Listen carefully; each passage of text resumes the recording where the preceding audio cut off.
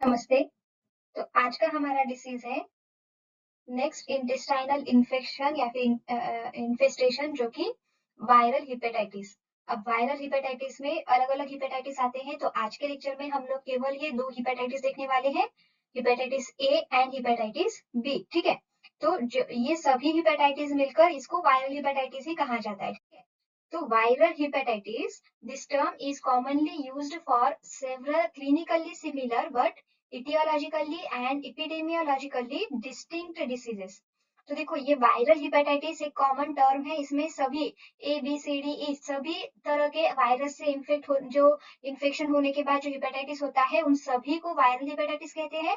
इसमें ना अलग अलग तरह के डिसीजेस होते हैं जो कि क्लिनिकली तो सिमिलर है, जैसे सभी में क्लिनिकल स्पेक्ट्रम जो है वो काफी ऑलमोस्ट सिमिलर होता है, लेकिन उसकी इटियोलॉजी एंड उसके एपिडेमियोलॉजिकल फैक्टर्स जो है, जैसे किसी का agent factor, host factor, environmental factors, जैसे अभी कोई सेक्सुअली ट्रांसमिटेड है मतलब बहुत ज्यादा, या फिर जैसे कोई पैरेंटल रूट से ये करता है, तो मतलब क्या है कि उसका इटियोलॉजी, उसके एपिडेमियोलॉजिकल फैक्टर्स जो है वो अलग है, लेकिन क्लिनिकली अगर हम देखें तो सेम क्लिनिकल स्पेक्ट्रम होता है इन सभी डिसीज का। तो इसीलिए इनको एक अम्ब्रेला के नीचे डाला गया है जिसको वायरल हेपेटाइटिस कहा जाता है, ठीक है? समझ में आ गया ना? तो वायरल हेपेटाइटिस क्या है? वायरल हेपेटाइटिस एक ऐसा अम्ब्रेला है। अब इसके नीचे जो बाकी के हेपेटाइटिस है, जैसे hepatitis A, hepatitis B, hepatitis C, hepatitis D, hepatitis E, है ना? तो ये सारे एक ही इस वायरल हेपेटाइटिस के हेडिंग के अंदर आते हैं, ठीक है? अब ये वायरल हेपेटाइटिस जो है वो अलग अलग हेपेटाइटिस से बनता है ना? तो अलग अलग मतलब कौन से? तो जैसे कि यहाँ पे लिखा है ABCDE, जी भी होता है, लेकिन अब वो उसमें यहाँ पे ये बाद में हम देखेंगे उसको, ठीक है? तो causes due to 5 different types of virus. तो ये जो है अभी हेपेटाइटिस ए का वायरस अलग है, हेपेटाइटिस बी का अलग है, सी का अलग है, डी का अलग है।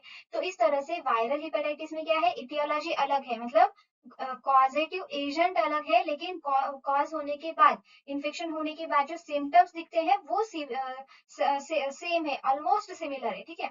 तो इसीलिए इसको एक ही इसके अंदर स्टडी किया जाता है, वायरल हेपेटाइटिस के अंदर, ठीक है? तो अब देखेंगे सबसे पहले जो हमारा आज का टॉपिक है हेपेटाइटिस ए, ठीक है? अब हेपेटाइटिस ए जो है इसको formerly it was known as infectious hepatitis और इपिडेमिक जॉन्डिस। तो ये जो हेपेटाइटिस ए है इसका पहले नाम हेपेटाइटिस ए नहीं था, इसको पहले क्या कहते थे? इन्फेक्शियस हेपेटाइटिस और इपिडेमिक जॉन्डिस। तो अब हमें इसी से पता चल रहा है कि ये कैसा होगा, इन्फेक्शियस, हाईली इन्फेक्शियस होगा। और दूसरी चीज क्या है कि इसके इपेडेमिक्स आते होंगे, है ना? इपेडेमिक्स जॉन्डिस के, इसमें जो हेपेटाइटिस है, इस हेपेटाइटिस ए की वजह से जॉन्डिस के इपेडेमिक्स आए थे, तो इसीलिए इसको ये नाम दिया गया है, ठीक है? अब देखेंगे इसका एपिडेमियोलॉजिकल फैक्टर्स। तो एपिडेमियोलॉजिकल फैक्टर्स में क्या होता है? सबसे पहले हम देखते हैं एजेंट फैक्टर, है ना? तो एजेंट फैक्टर में देखेंगे कि इसका एजेंट कौन है। तो agent of hepatitis A is hepatitis A virus type 72 of picornaviridae family. तो ये जो है हेपेटाइटिस ए, देखो ये आपको ना याद रखने के लिए बहुत आसान भी है और थोड़ी कंफ्यूजिंग भी है, क्योंकि इसका स्टार्टिंग वाला नाम तो आपको याद रह जाएगा। जैसे अभी हेपेटाइटिस ए होता है हेपेटाइटिस ए वायरस की वजह से, हेपेटाइटिस बी होता है हेपेटाइटिस बी वायरस की वजह से, तो वो उसके डिसीज के नाम से ही दिया है, लेकिन उसके जो फैमिली है, बाकी उसके जो टाइप्स है, वो सारी चीजें थोड़ी सी अलग है, ठीक है? तो ये जो हेपेटाइटिस ए है इसका कॉजेटिव फैक्टर, कॉजेटिव एजेंट कौन है? Hepatitis A virus type 72 of Picornaviridae family, and this virus multiplies only in hepatocytes, ठीक है? अब आपको इतना आइडिया तो आ ही गया होगा ना, हिपैटोसाइट से हिपेटाइटिस है, मतलब ये सारी चीजें लीवर से रिलेटेड है ना? हेप का मतलब होता है लीवर, तो हेपेटाइटिस, तो ये लीवर का inflammation is known as hepatitis, right? तो उस वही बताया है। ये क्या है? हेपेटाइटिस ए टाइप वायरस की वजह से होता है, और ये हेपेटाइटिस ए वायरस क्या होता है? वो हिपैटोसाइट्स में ही जो है मल्टीप्लाई होता है, ठीक है? समझ में आ गया? अब देखेंगे नेक्स्ट पॉइंट।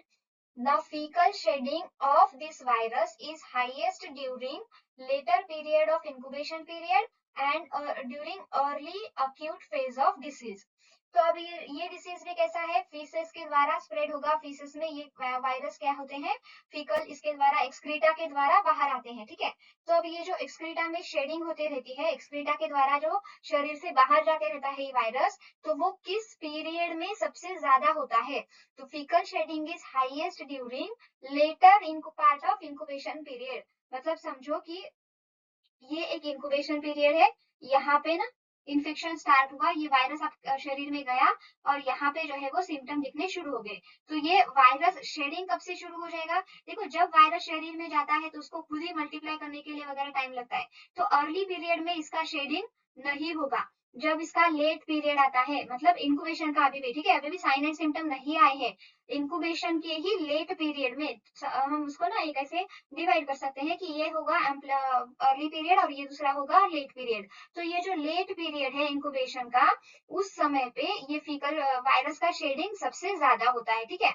इसके अलावा इसी के आगे अभी इंक्यूबेशन पीरियड खत्म हो गया, इंक्यूबेशन पीरियड होने के बाद क्या होता है, साइन एंड सिम्टम दिखना शुरू होते हैं, ठीक है। तो साइन एंड सिम्टम दिख रहे हैं, मतलब इसका अभी इतना जो टाइम है यहाँ से लेकर यहाँ तक का, ठीक है, मतलब क्या है, ये है कि वायरस शरीर में चला गया, यहाँ पे इंक्यूबेशन पीरियड कंप्लीट हुआ, ठीक है, यहाँ पे वो इंक्यूबेशन पीरियड कंप्लीट हुआ और साइन सिम्टम्स दिखना शुरू हो गए।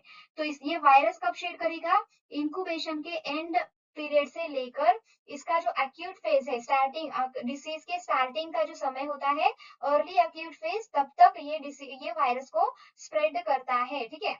समझ में, स्प्रेड करता है मतलब कि वायरस जो है वो फीसेस के द्वारा बाहर आते हैं, ठीक है।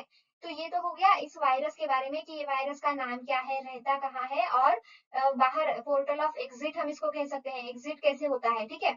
तो कब से कब हो रहा है, letter period of incubation till acute phase of disease, है ना, early acute phase of disease. और देखो इसमें ना कैरियर स्टेट नहीं होता है, तो के स्टेट ही होता है, ठीक है। तो इस वजह से ये थोड़ा